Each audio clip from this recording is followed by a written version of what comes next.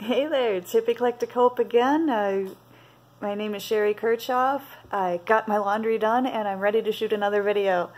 I'm continuing on with Andrew Yang's policies, getting into ones that aren't really discussed very often or asked about very often, but still very important.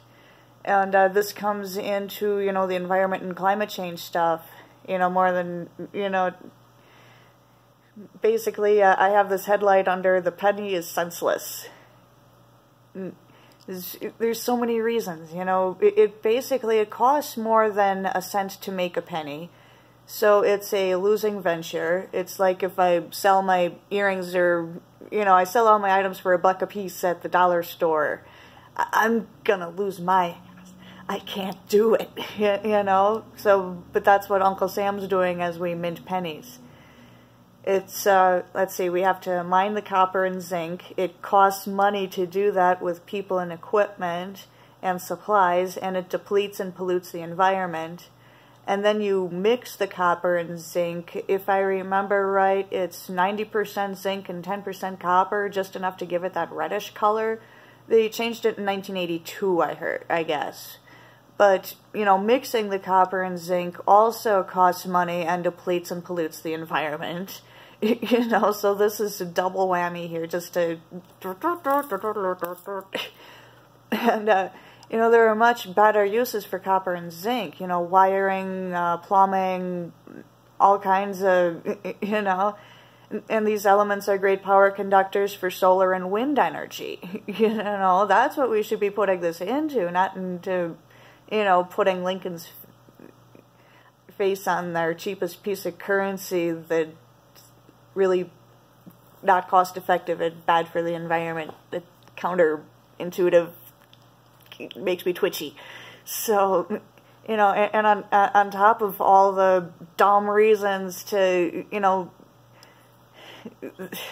why we continued the penny, it's also long been stigmatized as poor people money. As long as I can remember, people just chuck pennies on the ground at Burger King. They get their order. Ah, man, she gave me 8 pennies. And then kids and poor people are scrambling up to the front counter to go, oh, I'm getting 2, I'm getting this one, hey, this one's mine. That's all pennies are good for, is a show with your meal, and not a very good show. Very derogatory, it makes me twitchy.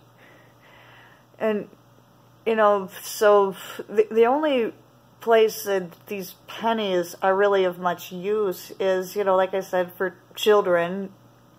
I have this bag of monies, little children, and, and even the more desperate of the homeless population. And homeless vendors, when I was out on the block, won't even take pennies for, individual cigarettes or sodas unless they're that desperate for the business. Like my former owner. Customers who are also that desperate go around taking walks and collecting the pennies in bags until the next time they see one of these desperate vendors. So, people who actually do accept the pennies are going to camp with bags and bags full of them, along with cigarette butts and lint and garbage and wood chips and junk, that gets stuck in the bag. Ew. Nobody likes pennies, But, my former owner would proudly bring them home. Oh, I hustled for all these because all these other vendors are too dumb to take pennies. It's currency, haha, mine, haha. And then he would sit and sort through them all, looking specifically for the 1982s, because apparently, like I said, that was the transition year when they started using less copper and more zinc, and, to make them cheaper. And so most of the 82s, well, they're supposed to be the zinc formula, but a lot of them still use the old copper blanks, and so they're technically a misprint. But since so many of them were done that way, it's not a valuable misprint. It's oh, it's another 82. Oh, great. Just put them in the jug there. So nobody takes them, nobody wants them. They're pennies. You know, get over it. They're pennies. Nobody wants them, and nobody wants to be behind that person at Walmart, just like Andrew Yang continues to say. You know, the owner used to send me to Walmart with these bags of pennies because the banks and the change machines, and he'd send me to Walmart with these pennies to get wipes and stuff, you know, $20 plus items, big bags of pennies. Thanks. That was fun. That was really fun.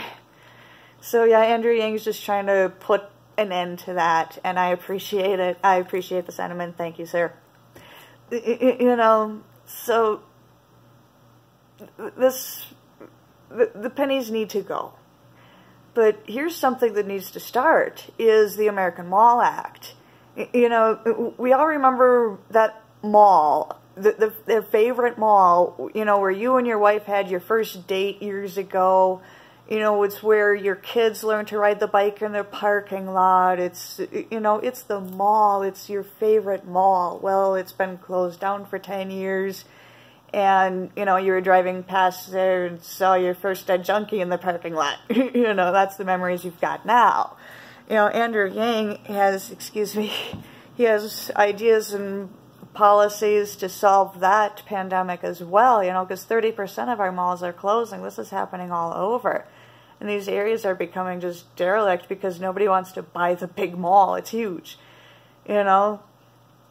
So Andrew Yang is planning to incentivize the purchasing and repurposing of these buildings, you know, as a whole or in parts, you know, so that people can turn areas in the mall into rec centers, you know, swimming pools and hockey rinks and, you know, community centers and farmers markets, crafts and art shops, roller rinks. You know, don't we all miss roller rinks? It was a nice, safe place to, well, relatively safe place to go have fun.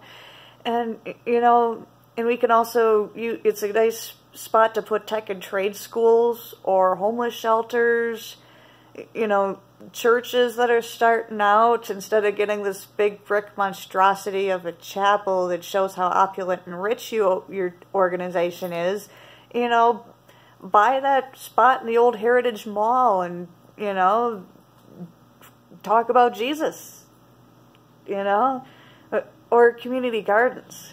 You know, all the pillars in the common area, in the big hallways, those are, you know, vertical gardens. You know, you can have your tomatoes and your raspberries planted in there. You know, it'll be just such an amazing thing. So, you know, so many good purposes. You know, you can have little events in the parking lot, little mini carnivals. You can have, you know, the church rummage sale. All sorts of good stuff. You can, you know, turn the parking lot into the ice rink. It's a huge, huge area. It's built so beautiful with, you know, nice big open spaces indoors and outdoors. There's so much we can do with these spaces, and instead they're just going to waste. So, you know, Andrew Yang's going to incentivize, you know, making these derelict malls a viable community center again. You know, we can go and hang out and be safe and socialize, and, you know, you don't have to go to the bar. I don't miss going to the bar, but there's not really much to do on the cheap out in public. You know, why not just take a walk down the old hallways and see the tomato plants growing, and it'll be just amazing. So, you know, so much good can come of this. You know, or with the freedom dividend, you know, people be able to restart the old restaurant spaces. I mean, the possibilities are literally endless. And Andrew Yang keeps proposing more and more solutions that'll foster more and more possibilities and potential. It's just super crazy. So, you know, let's get in on this. You know, please, you know, remember to hit the like and subscribe on this video, because I'm going to be producing many more on, you know, the amazing ideas that Andrew Yang has for us. This is so important. We should have been starting on this decades ago.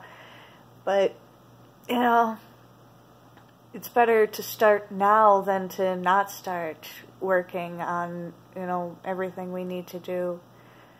So, you know, communal effort yields communal results. And, you know, so I'm going to try and start posting more links in my videos to, you know, more valuable resources so you can find out about Andrew Yang for yourself.